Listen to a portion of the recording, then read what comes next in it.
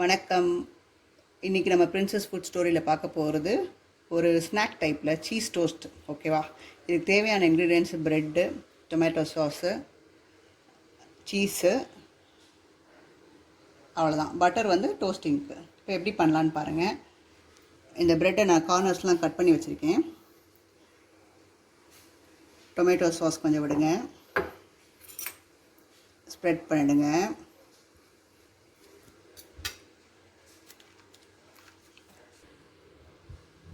Cheese எடுத்துக்கோங்க.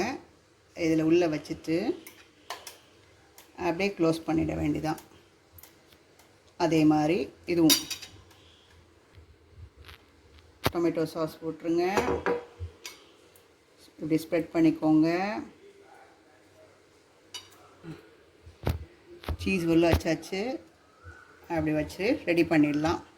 அப்புறம் toast பண்ணி காமிக்கிறேன். இந்த டோஸ்டரில் பட்டரை நல்லா இது பண்ணிக்கோங்க.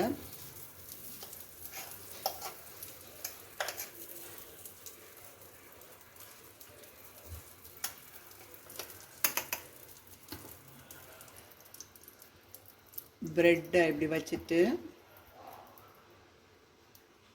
மேலே கொஞ்சம் பட்டர் போட்டுருங்க.